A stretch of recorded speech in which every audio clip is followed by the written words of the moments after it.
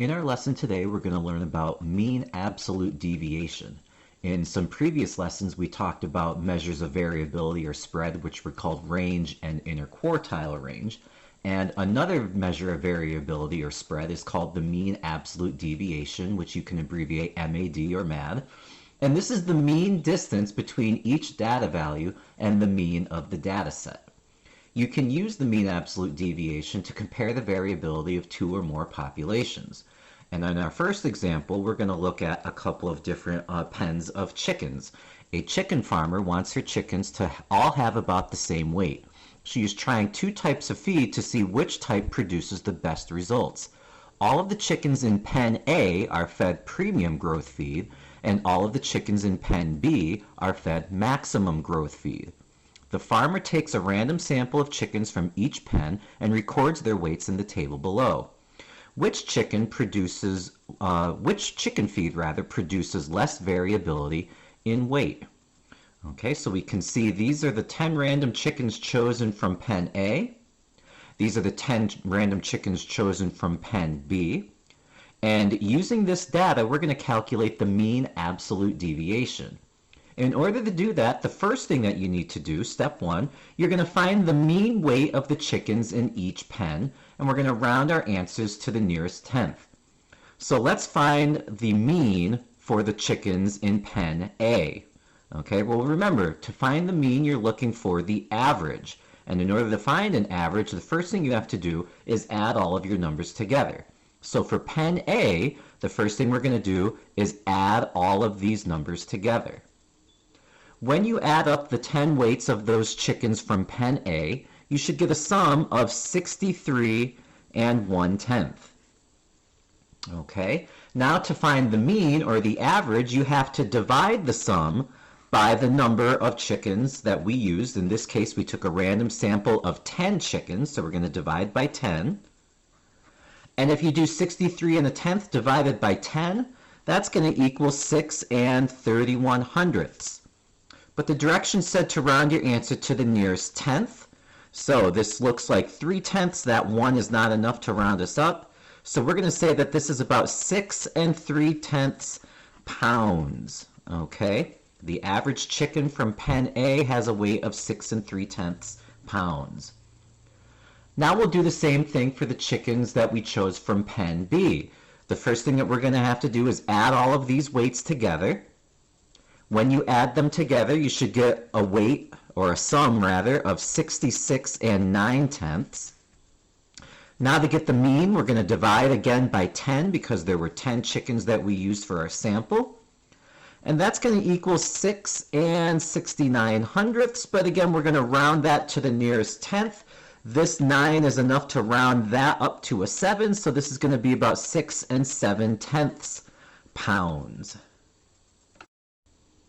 Now that we have the average weight of the chicken for each pen, what we need to do is figure out what is the distance that each chicken's weight is from the mean for that pen. So let's start with pen A. They were getting premium growth feed, and we found up above that the mean was about 6 and 3/10 pounds.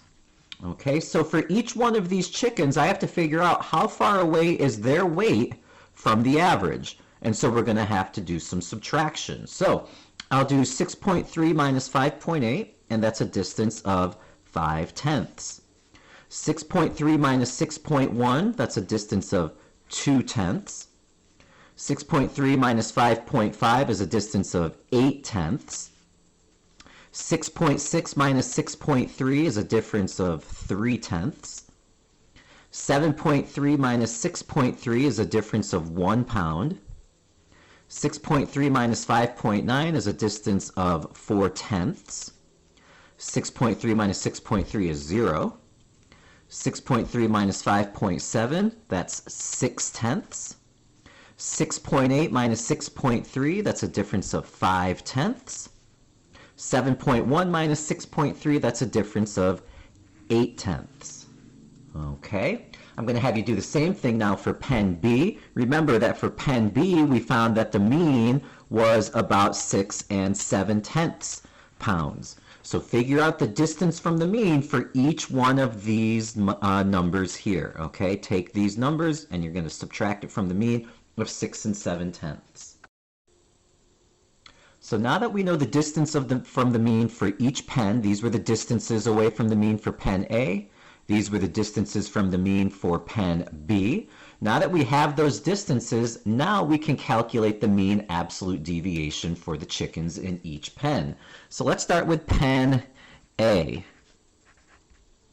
In order to calculate the mean absolute deviation, what we're going to do is find the average of these distances. So again, in order to find an average, the first thing we're going to have to do is add all of these distances together. Okay? So when you add all of these distances together, you should get a sum of 5 1/10. And now to find the average of that, we're going to divide by the number of numbers, which again was 10 chickens.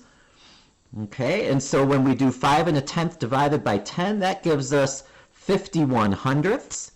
But again, it says to round to the nearest tenth, so we're going to say that this is approximately 5/10 of a pound. What this means is that on average, the weight of a chicken from pen A is about 1/2 pound away from the total average. Let's find the mean absolute deviation for pen B. Pen B. Again, the first thing that we're going to have to do is add up all of the distances. Okay, when you add up all of these distances, you should get a sum of 9 7/10. Now we're going to divide by the 10 chickens, and that's going to give us 97 hundredths. But again, if we round it to the nearest tenth, that 7 would be enough to round that 9 up to 1 pound. Okay, so in pen B, on average, the weight of a chicken is about 1 pound away from the overall average. Now that we have our mean absolute deviations, we're going to compare these numbers to help the farmer decide which feed they should use to feed all of their chickens. Remember, the farmer wanted the chickens to be all close to the same weight, meaning we don't want a lot of variability in the weights of the chickens. And so what we're going to do is look at these mean absolute deviations. Again, pen A had a mean absolute deviation of about 1/2 pound. Pen B had a mean absolute deviation of about 1 pound. So we want to figure out where is the mean absolute deviation the smallest, because that means there's less variability. Well, comparing these two numbers, we can see that the mean absolute deviation is smaller in pen A. So for our conclusion, we're going to write that pen A has a lower mean absolute deviation, which I'll abbreviate MAD, mean absolute deviation, which means their weights, the weights of the chickens, are more consistent. The weights are more consistent in pen A. More consistent means less variability. Okay, pen A has a lower mean absolute deviation, which means that their weights are more consistent. Okay, so which feed should they use? Well, pen A used premium growth feed. Therefore,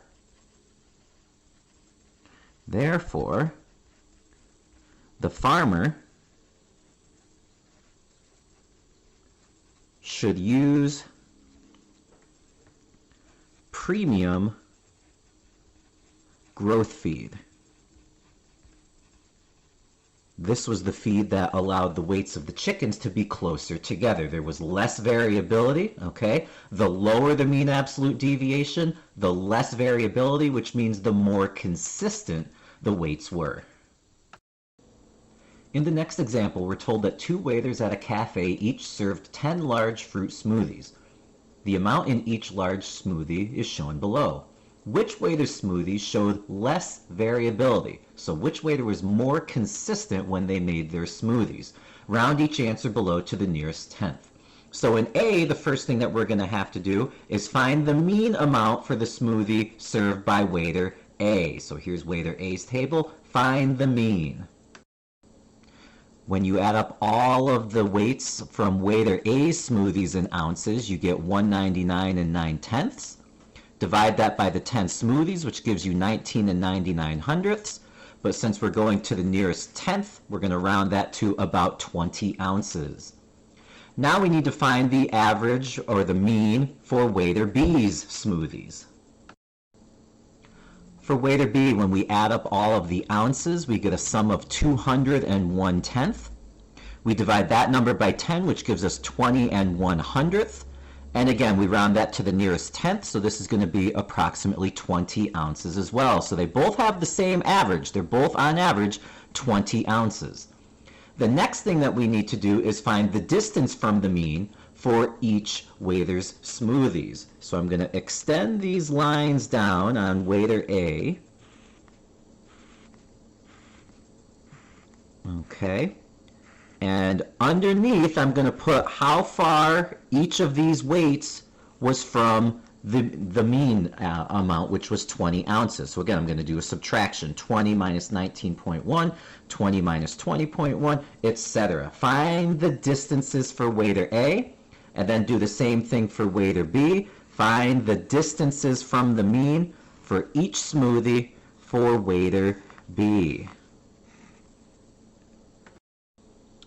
Okay, so now you should have the distance from the mean for each Waiter's smoothies. Again, we took the number of ounces and we figured out how far away these numbers were from the average of 20 ounces, okay, for each of our Waiters. They had the same average of 20 ounces.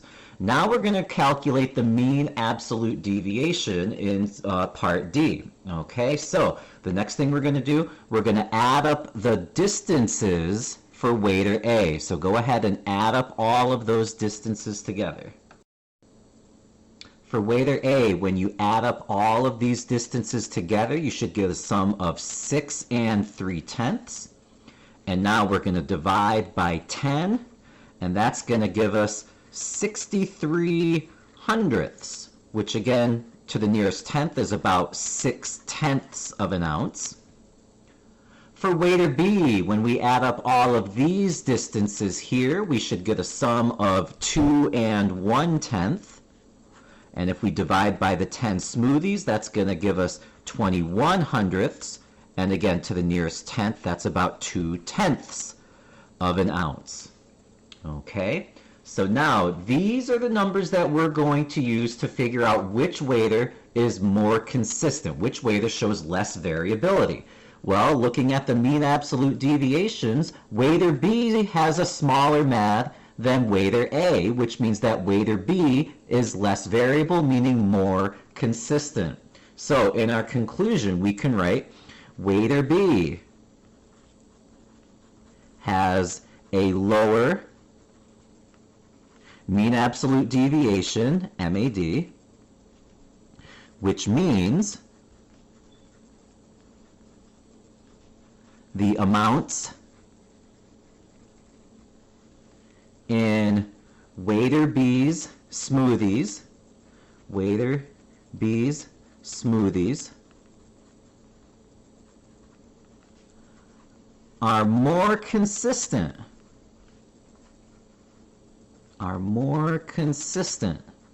which again means less variability.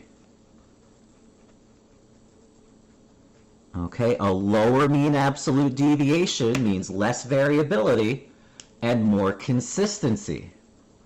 Okay, so if we had to pick a Waiter, all right, you should go to Waiter B